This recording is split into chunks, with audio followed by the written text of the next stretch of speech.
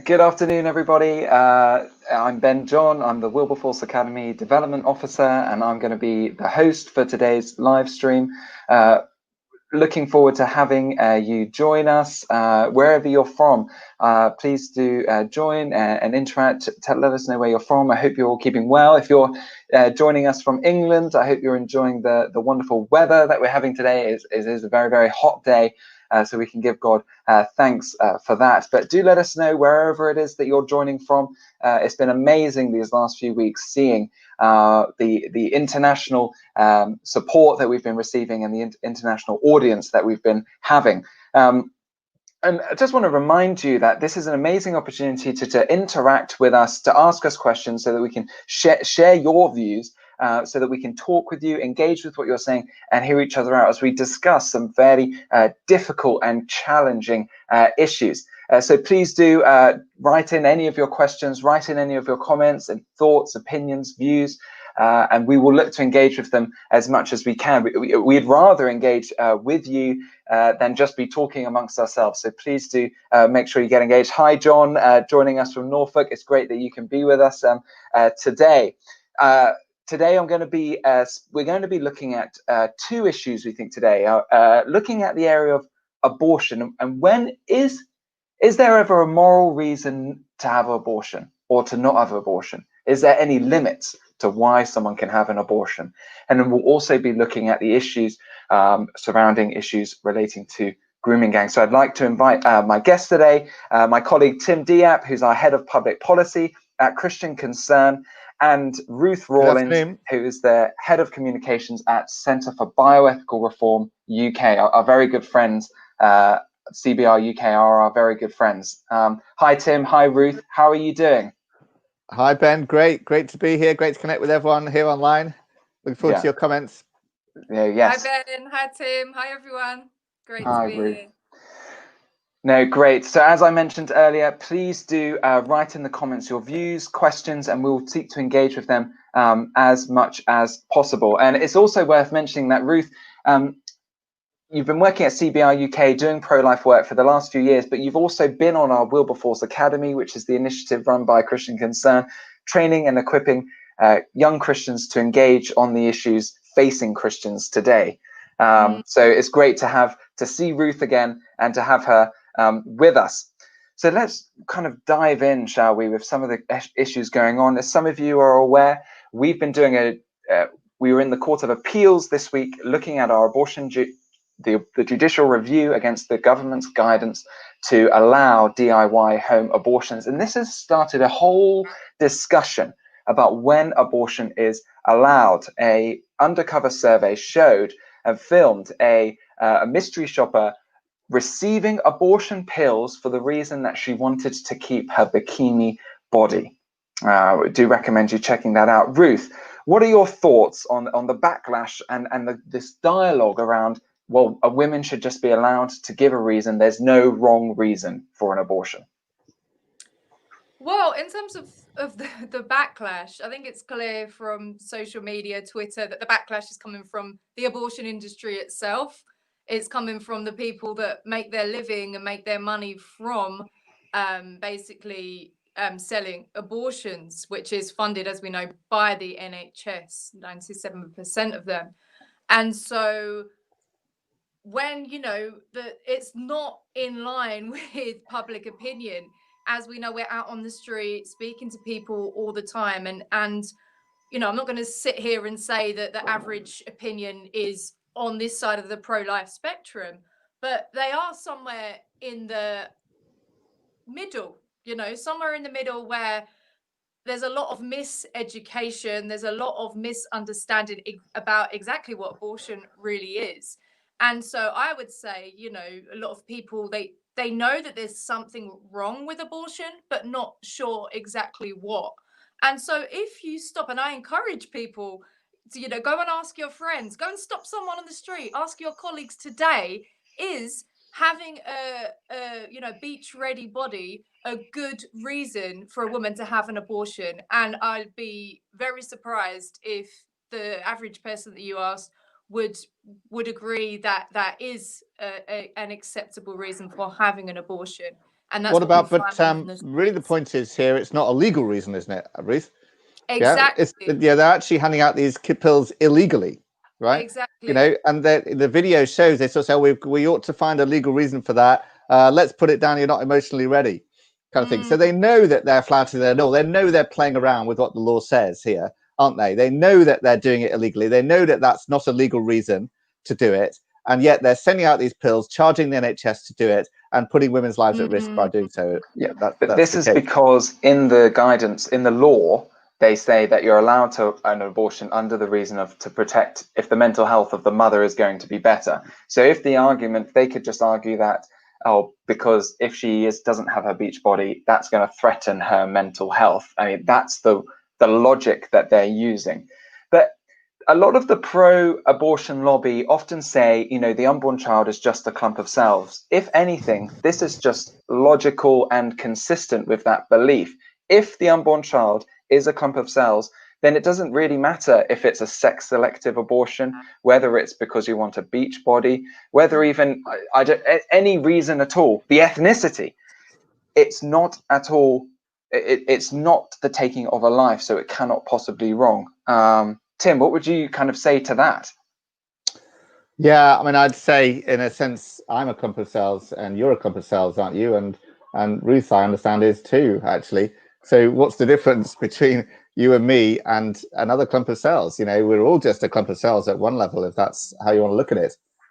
So I don't think that's really an argument that stacks up, really, is it? The question is, what is a human life? Exception, there's already a unique genetic, and you know, it's already established an independent being from its parents, different from its parents, and so on. And so, you know, that's the point where it makes most sense to say this is now an independent being, which is a point. But Ruth will be great on it. And that's a point conceded by Anne Farady, the CEO of BPAS, that she does believe it's a distinct, unique Homo sapien, but that the unborn child just shouldn't have any rights. We've seen in the comments here from one or two, John Winlow asking about rape and incest. You know, those are such horrible circumstances and situations. Surely an abortion's not allowed then. Ruth, how would you respond to someone who says that? Yeah, obviously agree that rape and incest are horrific circumstances for any woman to have to go through, and we would hope that the rapist should get the full force of the law. You know, whether that is life imprisonment. Some people may suggest that we kill the rapist, yet we don't kill the unborn child. You know, we don't even kill the rapist for his crimes, yet we live in a society where we'll kill the innocent unborn child. And this is why it's so fundamental to understand that, as you touched on, what is it that we're talking about here? Because if, as you said, if we are just talking about a woman having a bunch of cells removed, as a BPAS and Mary Stopes and the choice to kill lobby, as I now refer to them as, is, you know, if that's what we're talking about, then it sounds nice. It sounds fair enough. You know, there should be. Actually, Anne Farady and these pro-abortion people are consistent that it should be for any reason. And because, you know, it's no longer a moral thing, it's a healthcare thing. However, let's see what science has to say about this. And you know, the science is conclusive that from the point of fertilization, you have a whole unique and living human being that has everything it needs to grow for the rest of its life. And therefore, every successful abortion procedure is only successful if that child dies. And so now we're talking about, you know, when is it okay to kill a human being? And you're right in saying that the debate has actually moved on now, where Anne Farady, the head of BPAS, is she acknowledges it's a human being. She said it's not about, you know, we understand it's a human of sorts, but it's about whose life matters. And so we've moved on from the point where people can you know, deny that it's not a human being because the science is conclusive. We have, you know, scans now that we can see that human being inside the womb. And so, you know, it's now a question of value. And do all human beings matter? And as Christians, people would believe that every human being's life matters because it's simply made in the image of God, and there's no life without it being a gift from God. Whereas Anne Furedi, head of BPAS, the Choice to Kill provider, would say, actually, no, these lives don't matter, and they property of a woman. And we've had that in history, throughout history, where human beings have become property of someone else so that we can discard of them and do what we want with them. So it's a very dangerous argument that they're absolutely no, and it's sad. It's and that's why it's important that we speak up. There's a very interesting question here. I'll point towards you, Tim, from G Cougs. Why do you think governments promote abortion? Doesn't that lower tax income from citizens? Or maybe just why do you think governments promote abortion? And he does follow that up with, you would think governments would want more citizens. Well, I think that's interesting because there was a news item, wasn't there? Just was it last week, about the fertility levels going down massively in Western countries, including the UK, and that therefore we're not even at replacement level of children. But of course, the hidden statistic behind that is 9 million children that we've killed through abortion. So there's a whole missing population there of people who would have grown up to to live. I mean, this started about 50 years ago, and 9 million people over 50 years, or something that's gone on. And in Northern Ireland, a study found that 100,000 people would be alive today because of the abortion laws that prevent, that actually make abortion illegal in Northern Ireland. 100,000 people are alive today because of those laws. And so this is a very good point, because it is about population, and we seem to be sort of killing ourselves to death in a sense in terms of population, and abortion is one of the key ways we're doing that. At the other end of the spectrum, of course, there's euthanasia, which is not legal, fortunately, in this country, but there is a bit of a crisis here, and it is a real issue, I think, in terms of. And if we have a population distribution that is a kind of upside down pyramid, there's going to be huge pressure to introduce euthanasia laws, because the burden, because there's not enough people to look after the elderly, is going to be pressure, and it's going to be heartbreaking seeing the pressure put on old people to die. That's why we need. Well, there's a saying, isn't there, that those who want to kill the children will end up being killed by their children or something. Is that the right phrase? The generation that killed their children will end up being killed by their children. So we're seeing this. Anne's gets growing, a sort of a heartbreaking testimony. She writes, "Sadly, took counsel from Christians when I was panicking. Sadly, was wrong counsel and ended up in a termination, which I still deal with on a daily basis. Had zero help or counselling." Ruth, what would you say to Anne, and what would you say to Christians? How should we be responding to this issue when people come with maybe an unplanned pregnancy?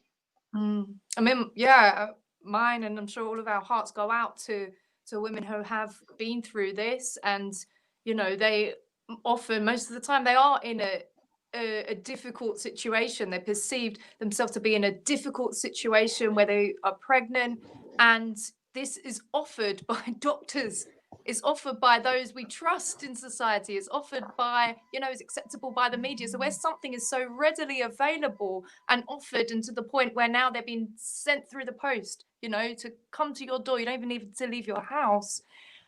You could almost I don't agree with it. You can understand why people may find this as a solution. And this is why it's so important. Education is so important. Education of who the child is, education of, other solutions, whether it's adoption, whether it's support from the church, from people. And so, so those who have been through it, been through abortion, they can reach out to post-abortion support for everyone.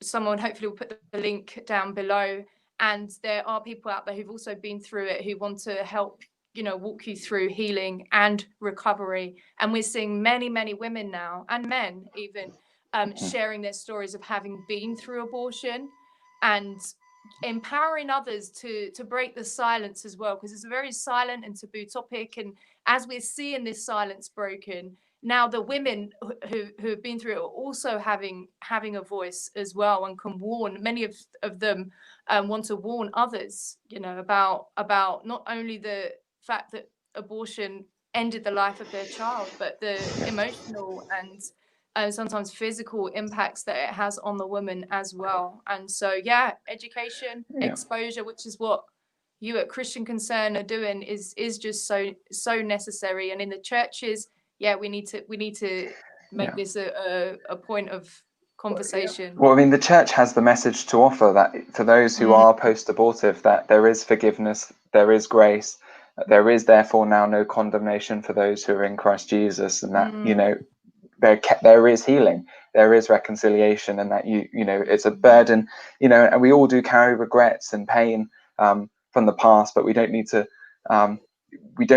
hold on to that guilt anymore, because Jesus took the penalty for our sin. And so I think that's the message really the church can be speaking about during this time. And John Winlow makes an interesting point though as well about, he says, I think the concept of choice, together with we only have one life to enjoy it, and the success, and you'll be interested in this comment, Ruth, the success of the abortion industry in hiding the horrible reality means that people don't think too deeply about the issue. Like, how important do you think it is that we show the reality of what abortion is? It's imperative, because the word abortion itself is a euphemism. It means nothing to us anymore. But when you see, even images of the living child in the womb and the horrific images of what abortion procedure does to that child, it rips it apart limb by limb. And obviously with a pill, it poisons it to death. And so people can go to abortionreality.com and see the reality for themselves. And we, as an organisation, CBR UK, Centre for Bioethical Reform UK, our mission is to educate on the humanity and value of the unborn child and the reality of abortion. And so we are out on the streets doing public education displays. We do presentations, social media opportunities, and we are showing the images. We're showing the images of the living and the tragic images of the aborted baby. And every time we hold up those images, people's minds are changed. People are challenged. And, we've seen lives saved. We've seen babies that are alive today because their mothers have seen those images upon going inside an abortion clinic. And even those, when we're not outside abortion clinics, when we're in city centres and they'd seen these images and they come back, later. I had a woman come back and tell me, I met you here 6 months ago and I saw the image. And then 3 months later, I found myself pregnant and I considered abortion. But that image came back into my head of that aborted baby, and I just couldn't go through with it. And so I'm here to tell you I'm 3 months pregnant, and I wanted to say thank you. And so that was just an encouragement to me and to us and the team, that wherever we go, whenever we hold up these images, I believe lives are saved. Most people won't come back and tell us about it, but exposing the deeds of darkness, exposing what is happening behind the closed doors, behind the euphemism, it's not very hard. And it is the history of social reform. The history of ending injustice is you can't skip the phase of exposing it. And that's what we're absolutely. Want to get in touch, people can get in. Well, thank you, Ruth, for your continued faithful work in doing that. Trace Red really brings up a challenging point here. She says abortion is very rarely actually a choice, and she goes on, that's because they are often in abusive relationships. These ladies need support, which isn't out there. Sadly, I think we would all affirm that we need to be there for women. We need to support. We need to come alongside women who are in abusive relationships. Tim, maybe you could just expand a little bit more on why our abortion JR against the DIY home abortion kind of guards against that reality because of the pressure that there might have been with the new guidelines that came in. Yeah, no, totally. I mean, I completely sympathise with the point that men need to be held responsible in this kind of way, and both for abusive or rapes or all that kind of stuff, which sadly goes on, and of course has been increasing during the lockdown, and also for pressuring women, even if it wasn't a rape or abusive relationship, pressuring women to have abortions as well.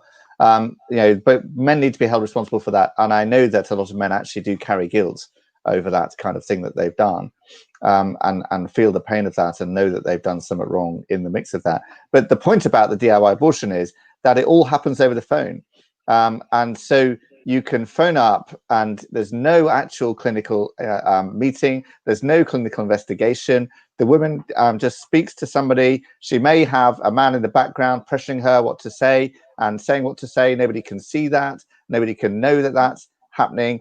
And there's no privacy of, come and meet us in the clinic, have a private meeting. That's not there either necessarily in abusive relationships. And so it really opens the door to this kind of abusive thing and people being forced to take pills. And of course, what our undercover investigation found is that people could order pills falsely anyway.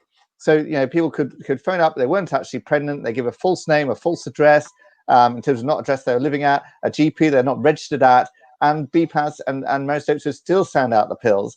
And so you could basically get pills and then give them to somebody else who hasn't even requested them, or pressure them to take them, or even spike their drink or food to take them. So the recipe for abuse here is so big and so massive, as well as people that we've heard about, reported in the Sun today, that there's been at least one death of a child over 28 weeks, which is well over the legal limits, and it's meant to be only 10 weeks for these pills. And also some mothers have actually died as well as a result of taking these tablets. So it is really a very, very dangerous thing that's been going on here, and that continues. And the undercover investigation exposed that there's no safeguards here. And if you have to visit a clinic, then you have all that safeguard of a private independent meeting and also a proper ultrasound scan to check what your gestational age is. And that's what we think should happen. And of course, these clinics are all now open now anyway. So why are we still sending out pills by post? I think it's appalling. No, absolutely. Absolutely. And just to reaffirm exactly what you're saying there is that, too often there has been times when men have just abdicated their responsibility and left women, and that's, they felt cornered into having an abortion, and we 100% condemn that. And that should be an issue that gets looked at and is resolved. So this particular undercover investigation was quite controversial, though. And in fact, BPAS recently tweeted about how they said, "Dear Christian Concern, please send us the names of the 9 fake clients who used our service under false pretenses so we can make sure the NHS is not charged for your fraudulent, pointless and unethical charade. But we will be sending you an invoice. Where shall we send it?" Ruth, what would you say to that? They're trying to change the subject as usual from, they're the ones that have been offering abortions illegally. And that's now we have proof for that. There's an abortion law. There's a law which is meant to protect when women who can have abortions, and we know that falls short, but it's there, and the abortion industry are flouting that. And we've got the proof. People can watch the video, and they were trying to coax the lady, the Saskia, I think her name was. They were trying to coax her to say that, oh, maybe it's mental health. Is that what you mean when you say beach body? So they were trying to coax her to come in line with the law, when it was absolutely clear that her reason was not within the rights of the law. And it's just further proof that the abortion industry have absolutely no desire to follow the law. They've been very clear that they want to scrap the abortion law anyway, including the Offences Against the Person Act, which protects people, and the amendment which protects people in the womb. And so they've been wanting to scrap that for ages in the name of decriminalisation. So it's just a case of them changing the subject, and that 9 abortions pills sent out. How many? 200,000 abortions are taking place that are funded by us in the NHS, and many of these will be illegal. I think we have to ask. I think we have to ask, because we know that BPAS has sent out pills illegally. Are they going to refund the NHS for all of those pills that they've sent out illegally to all these people? And that's far more than 9 people. And of course, we can make donations to charity, and maybe we will do so. But will BPAS do that for the pills that they've sent out illegally? Will they refund? And what about the cost to the NHS of mothers who die in hospital as a result of this, or a 28-week-old? And what about the murder investigation that will go on? Will they pay the cost of that as well? Do you know what I mean? It's they really should be on the back foot on this. And I think they're trying to shift the blame, like you say, but the blame is very, very squarely in their foot on it. No, absolutely. They're breaking the law. But the thing is they want the law changed. So it's hard to speak into that issue because they're open about wanting full decriminalization, allow abortion for any reason up to term. And so that's what they're saying. If I was reading a Telegraph article saying that, it just shows that BPAS or Marie Stopes were doing their job by making sure women could have an abortion. That she was responding to the Bikini Body video, but that's just advocating for just complete lawlessness and allowing abortion for any reason whatsoever. What would we say then to someone? There's lots of comments going on in the discussion, and I want to thank you for that. I want to thank you for feeling free to share your experiences and share your opinions. What would we say, Ruth, to maybe a pro-choice, pro-abortion Christian who would maybe say they think it's inevitable and it should be safe, legal and rare, maybe particularly in regards to areas around abuse and issues like that? How would we respond to that? Yeah, I mean, it simply comes back to, I mean, if you're a Christian, then, as I said earlier, surely you believe that all human beings are made in the image of God and he is the author of life. And so, you know, euphemisms aside, is it ever okay to kill an innocent human being? Because is that a solution to a real and difficult problem? Is a solution to kill an innocent human being? And if you would say yes to that, then I'm not really sure what Bible you're reading. That's all I can really say to the Christians. Yeah, I think it's important that we focus on what's happening in the abortion. An innocent human being's life is being taken away. At Christian Concern, we've been doing a campaign these last few weeks, more than a number. I think oftentimes we forget that abortion is just a statistic. But in fact, these are lives that are being lost. So I really recommend anyone watching and listening to check out some of the posts that we've been doing, looking at different Bible passages and how they speak into the area of abortion. And that famous and wonderful and glorious passage in Psalm 139, I think really does speak to this issue. How can we respond? For you, Psalm 139, verse 13, for you created my inmost being.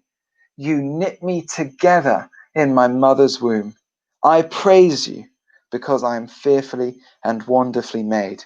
Your works are wonderful. I know that full well. And I think we forget, again, it's about the image of God. An abortion is an attack on an image bearer of God. It's an attack against God. And if we need to speak that, and we cannot be ashamed about saying that, we can't compromise in saying that. We offer grace, we offer redemption, we offer forgiveness.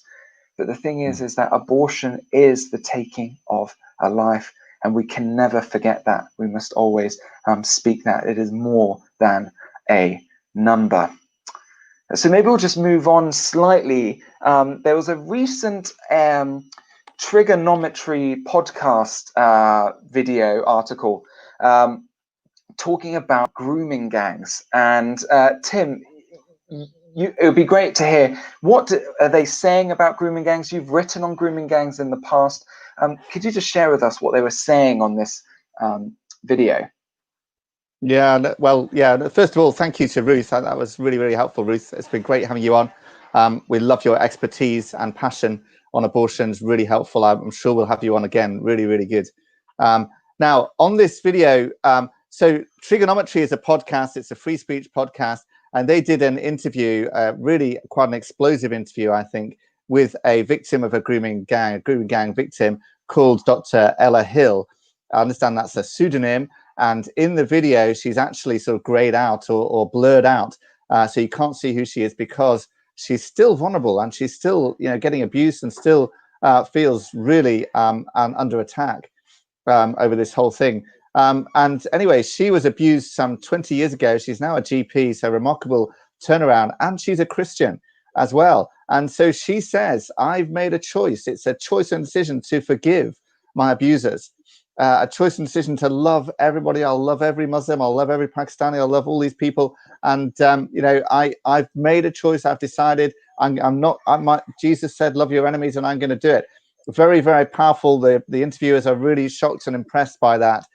And then she explains as well her situation. She was abused as an older teenager, and got into a sort of really awful relationship for over a year. And 5 times she went to the police with visible bruises and wounds and stuff like that. And the police said, there's nothing we can do about it. 5 times she went to the police, and that was said to her. And even today, she made a complaint to the police sometime later, and there's medical records saying she explained that her ex-boyfriend had tried to kill her and abused her and raped her and so on. And the police said, oh yeah, actually there was gross negligence here, but we don't know who did it because there's no records in the police station of who you approached. And so it's just a really disturbing to recognize that this is still happening. She claims there could be 500,000 victims over 40 years of these grooming gangs. I think that's believable. A statistic that came out earlier this year was 19,000 sexually exploited children in this country just last year. We're talking about 40 years. It's definitely in the tens, even hundreds of thousands, this number. It's a massive scandal. And part of the problem is as well that you have these hate crimes, and there's no such thing as an anti-white hate crime. And she explains really, really well that when she was being abused, they kept calling her white trash, white slag, white whore, white, lots of other things. Their whiteness is so heavily emphasized. It's clearly racially motivated and religiously motivated as well, claiming religious justification for what they were doing.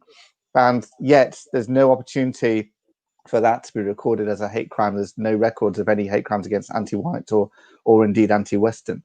And so what have the police been doing about all of this? Have they, has there been, I know there's been concerns about the way the police have handled these cases around England. What would you say to that? Well, I think the police, sadly behaved appallingly badly. And her example is so shocking when they say, there's nothing we can do about it. It's, and that should never, ever happen. And, there is a government report that was produced. Sajid Javid, when his Home Secretary, commissioned a government report into grooming gangs and said there's no-go areas. We're going to explore it. We know it's largely Pakistani Muslims and so on. And then the report was blocked and the government refused to publish it. So there's something going on here. And then there was a petition to the government, got over 100,000 signatures saying, please release this report. And finally, the government said, okay. In fact, they had to have the petition committee had to say to the government, you need to answer this properly. Finally, they said they're going to publish a paper about the report, still not the report, but they're going to publish a paper about the report by the end of the year. So we'll see what that says. But there really needs to be breakthrough on this, because at the moment there's a real sense of political correctness, not really, really hindering justice and allowing girls still to be sacrificed on a kind of altar of political correctness, because we don't say who's really doing it. We don't sort of question this. We don't want to stir up racial tensions or religious tensions and so on.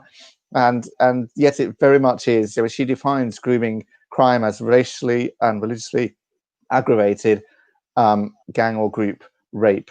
And I think she's right. That's the appropriate. But isn't when they say, if we say single out, I know some of the stats show that in some areas they're predominantly of Pakistani Muslim descent. Isn't that Islamophobic? Like, what would you say to that? Well, I'm looking at the facts, right? Is it Islamophobic to say what the facts are, what the statistics are? It's 84% of the convictions are, from what you can tell, it's Muslims from the name. That's, relating to what we got 6% of the population or something. It's massively overrepresented, massively. And that's just stating a fact, that's where we are. Yeah. And if people have been following Christian Concern for a while, we were supporting Sarah. It's not her name. She was repeatedly raped. She was twice forced into marriages, and she had 8 forced abortions during this time. So really tying into that theme that we were talking about earlier of abortion, and we've been trying to support her, but the trauma of that was hugely impacted her, and it was so brave of her to be able to speak into and speak and share her story about what happened. So Tim, what do you think the church can be doing about this? What can Christians actually do in response to this issue? Well, I think that it's something we need to not, be complicit in the silence, so to speak. I think that churches can be too afraid of being called Islamophobic or racist or whatever, and actually, we need to just be able to speak the truth. And if we can't talk about it, that's half the problem here. And that's half of why the police haven't investigated many of these crimes and all this kind of thing, because people are afraid to talk about it. So we must talk about it. And I think, tell the government they need to do something about it. And also be a safe haven, be places where victims know they can go. If they can't go to the police station, perhaps they can at least go to a church, right? And the church will welcome them and love them and believe them and take it on, and go and be a welcoming, loving family, which is what these people need more than anything else. We need churches that are prepared to rebuild people's lives who are so broken and damaged by this. But I'm so encouraged by Ella Hill's story, because she obviously has recovered her life, and clearly her Christian faith has helped in that, and the ability she's had to forgive and to know she's got to make that choice to do that and that kind of thing has really helped her. And she's clearly very articulate and clearly is able to reflect maturely on what happened to her. And that's what we need to get. We need to be able to help these victims so that they're able to do that as well. Yeah, no, absolutely. One person's mentioned the comment, reject multiculturalism. You've written and spoken on multiculturalism before. Could you maybe unpack exactly what, because I think sometimes people will get the wrong idea when one says that, and maybe say how that plays into some of what we're speaking about. I think people confuse multi-ethnic with multicultural, don't they? I'm a big fan of multi-ethnic stuff. My church is very multi-ethnic, which I think is great. We've got people from lots of different countries and speaking multiple different languages. And I love that. I think it's great. But when you talk about culture, the difficulty is that we can tend to adopt a cultural relativism that says all cultures are equally valid, all cultures are equally good. And that's problematic, particularly when it comes to Islam, because of course Islamic culture, as we know, allows polygamy and allows says a woman's voice is worth half a man's voice in court, and various other oppressive things for women, and easy divorce for men and not for women, and as well as multiple other things. And are you going to say that culture is equal to a culture that actually gives equal rights to women? Don't think you are. They're different. And so I think that the ideology behind multiculturalism is that all these cultures are equally valid, we should accept them all. And actually that's problematic. That's the real problem. And that means that we can't criticize other people's culture, because who am I? Because I'm coming from my culture. I can't criticize someone else's culture. Well, then you can't criticize, necessarily some of these crimes. You can't criticize polygamy. You can't criticize the way women are abused in other cultures, because that's their culture. And suddenly you're allowing all sorts of abuse and things to go on because you're saying, oh, well, that's just their culture. You should just accept it. Maybe you should criticize someone else's culture. And that's really the problem with multiculturalism, that we relativize all cultures. And then we say, oh, we can't criticize that because that's cultural. Well, we need to be able to criticize it, and we should criticize it for the sake of the women, apart from anything else.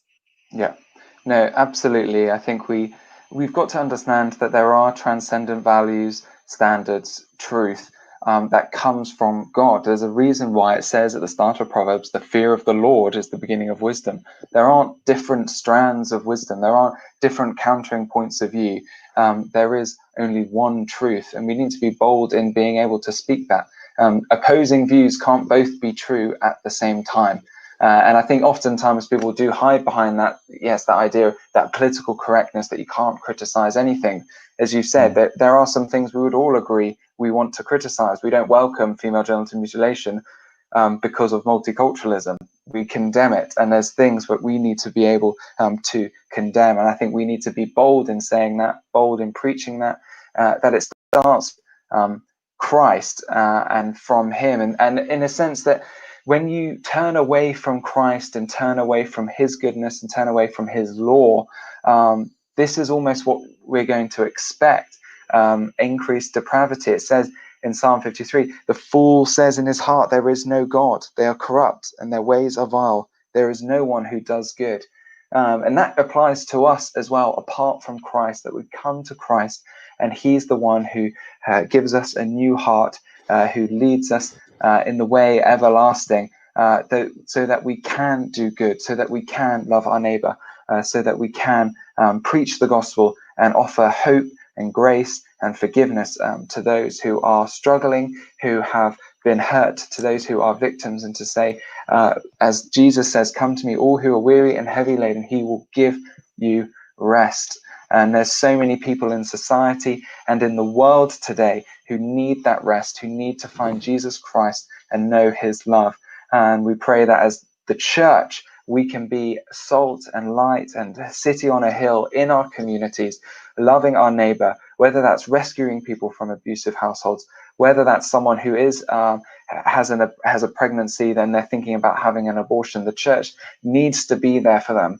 They need to we need to be bold in these issues, in reaching out to our communities. I think we're going to sort of wrap it up there. I want to thank again Ruth for joining us this morning from CBR. I really do recommend you check out some of their resources. So the Centre for Bioethical Reform UK, they're an amazing organisation doing amazing work, sort of exposing the reality of abortion and changing the narrative here in this country. I would also like to say that we do check out our More Than a Number abortion series that we've been doing. Have a read, do share and forward on to people in your church. We've been looking at Psalm 139, looking at Psalm 73. I really do recommend you see those and be inspired and encouraged to stand up for the unborn. On Monday evening, we have the upcoming Is the Culture War Necessary? With Andrew Sandin, and that's our next in our Gospel Issues Seminars series, Gospel Issues Facing Us Today.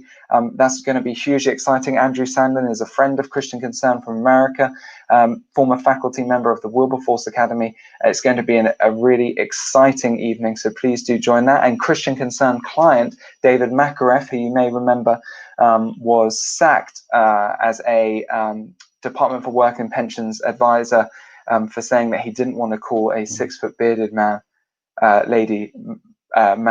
madam. You're not confused, are you, Ben? No.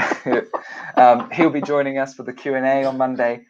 So yeah, is the culture war necessary? Should Christians fight culture wars? That's Monday evening at 8 p.m. Do check that out.